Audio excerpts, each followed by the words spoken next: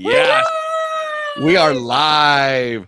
Hey, everybody, great to have you back. It's the Jennifer and Meryl show, the Meryl and Jennifer show. We are live on every Thursday, 6 p.m. Eastern, 4 p.m. Mountain, to answer questions that you've previously submitted. And we've got a great question today from your crew. Jennifer, talk to us. What are people asking about this week? So this week, I wanted to ask you to talk about this.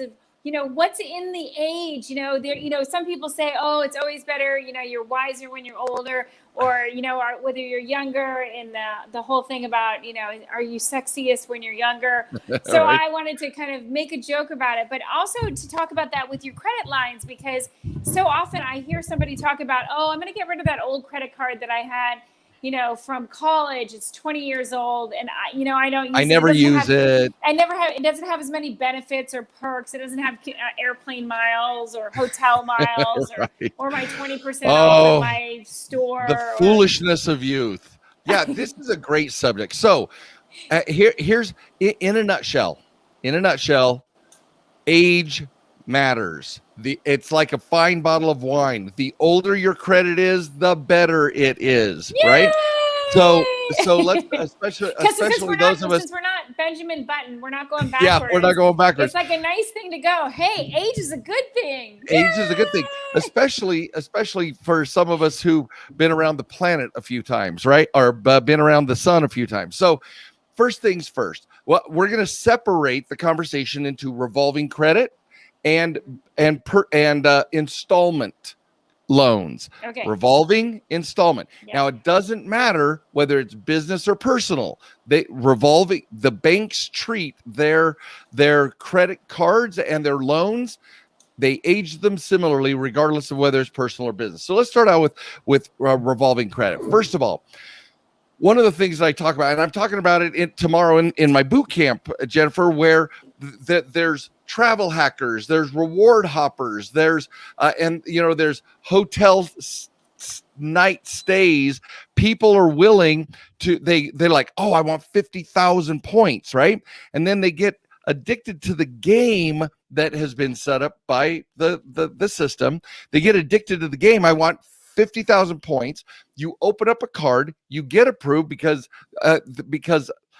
lenders want you to choose their card for your traffic anyway, right? Your swipes when you're charging things.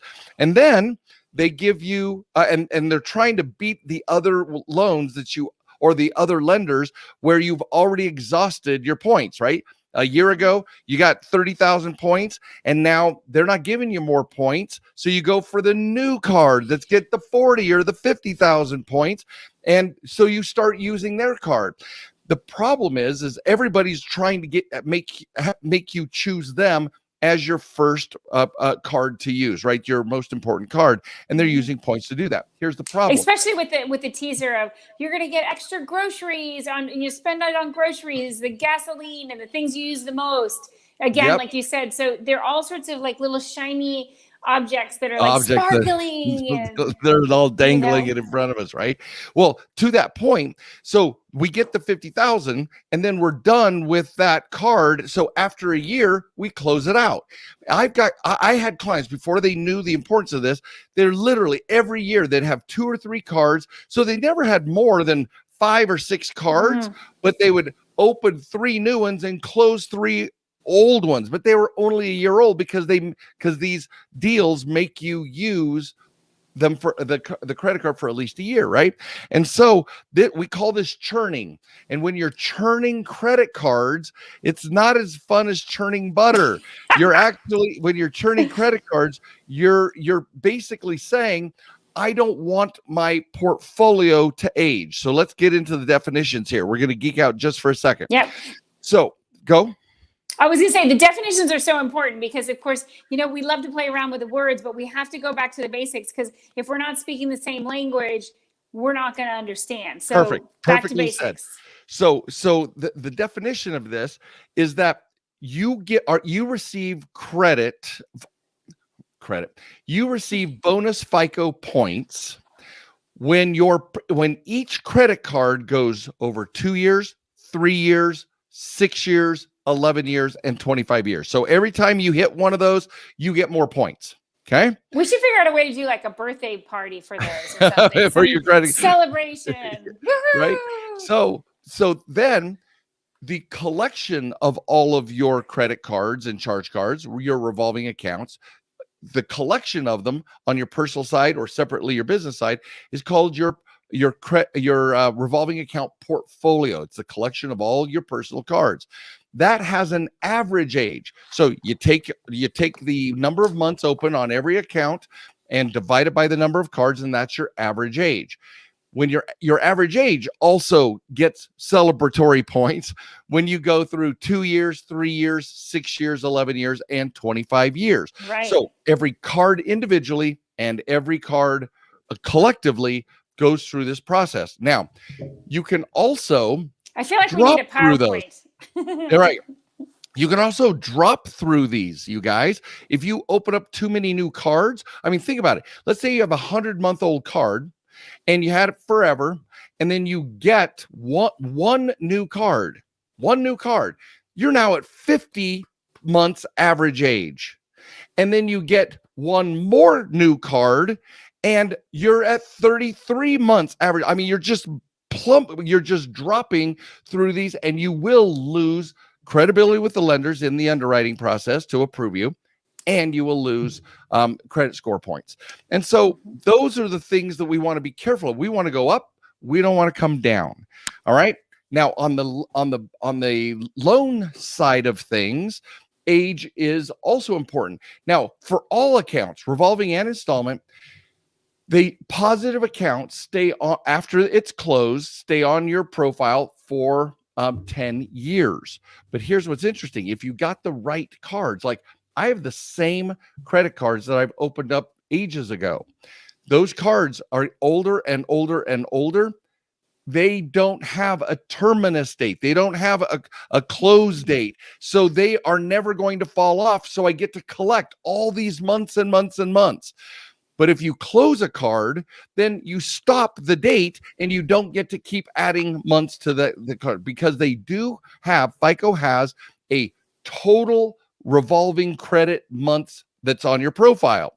So the more you have open and the longer you have those open, and we don't want to go past 5 if we don't have to help it, but 5 times 100 months, that's 500 months, right? We can go forever in building credit. On the installment side, they count the total number of positive months on your entire profile. How long you've been paying your mortgage? That might be a 30-year deal. How long have you been paying your auto loan? How long you've been paying student loans? They count the number of positive months. Now, here's what's crazy. Let's say you have 500 positive months in all your installment loans. If you get a 30-day late on any one of those open loans, it doesn't hurt you as much as if you only had 100 open months and you got the same 30-day late, because the 30-day late is a percentage of how old the cards are and the loans are. Does that make sense? Yeah. So age is everything in your credit profile, guys. Everything. Well, and I was going to say, and it's really important that the balance, as you were talking about. I know one thing that we talked about, we joked about in yours about airplane or airline points. And so so first, I got 2 questions for you. So first of all, where do you get to a point where you can abuse your credit and just get the junk card of, like, you want to get a Southwest airline? Yes. Okay. Great. Okay. So you never get to abuse your personal profile, because it's the goose that lays the golden eggs, and we want it healthy, wealthy, and wise. But you can play on the business side. I fly Southwest everywhere, because where we would do events, and we'd have to take this big booth, and it only cost us $75 instead of $400, and we could change our tickets on a dime. So I've been a fan. So when we go I wanted to get on my personal profile, I wanted to get a Southwest Chase card. The problem is Southwest Chase is a tier 1 80% card, and I only have 100% cards. So I just cried in my cups, and would drink alone at bars at night, bewailing my sorrows because I couldn't get I couldn't get the card I wanted. Then one day I see an ad and Chase offered a business credit card, doesn't report to the personal, and it included 80,000 points to sign up because it was brand new. And I'm like, I'm all in. So I pick up the points, and I pick up and I get a business card that I get to use for all of our business travel. The thing is it's not abusing, but you can do 0% business cards. You can do lower value cards. You can get a Home Depot and a Staples and the lower, what we call the junk cards on the personal. They're not junk cards on the business. So you can go for your little corporate or commercial fetish cards. Forgive my language, but you can get your fetish cards on the business side and not harm your personal profile. Well, and that's the thing. I think it's really important. That was my last question I was going to ask you to wrap it up is, so you were talking about on the business line, is there, when you start, say for instance, you have 2 LLCs and each one's a totally different business. Each one has, their own EIN number. And so they're like having 2 children. They're like 2 identities. And so now how many credit cards can have each of the little LLCs can they have? On the business side, on the business side, you can have basically, there are some mitigating factors in here, but I would say you can if you split up the lender universe, you can have as many as you want. You just don't want them to be, you don't want 2 cards with Chase for each of the businesses. You want to be known by each bank as one business. But you can split up the universe of lenders and get as many cards as you want on the business, but you got to make sure, and this is an important way to wrap up, you got to make sure they do not report to your personal, because and some business cards do, they say business, but they're not true business cards because they report to the personal. And if they report to your personal, it'll ruin your debt to income ratios. It'll ruin your fundability. You kill the goose that lays a golden egg. So the short answer, Jennifer, is literally just separate the 40 to 400 different lenders. Find out if each one has that they don't report to personal, and then engage. But you don't want 2 different businesses at the same bank. Okay. Well, I think we've answered the age-old question about age. Age matters. Ha! Oh, I saw what you did there. Yes, age matters, and we want to help you guys. So share, love. What do you call it? Love, share, like. Spread the love and share this with people who need to know this. You guys, let's spread. We can't get it out there fast enough. You have the means to share this, and let's change the lives of everybody around us so that they can be fundable too. Exactly. And I'm so excited. So I hope everybody signs up for the boot camp. You're doing boot camp tomorrow. Get Fundablejennifer.com, getfundablejennifer.com, and sign up for the boot camp. We start at 9 a.m. Mountain Time. We're going 16 hours with this kind of energy. This isn't a 15-minute deal, guys. 16 hours, 8 and 8 between Friday and Saturday. I can't wait to see you there. And answering questions live, doing the whole 9 yards. All of it. Yes. Yeah. Well, it's highly interactive. So it's wonderful. Glad to see you. And I can't wait to see you next week. I'll see you next week. Okay, guys. Later. Bye now.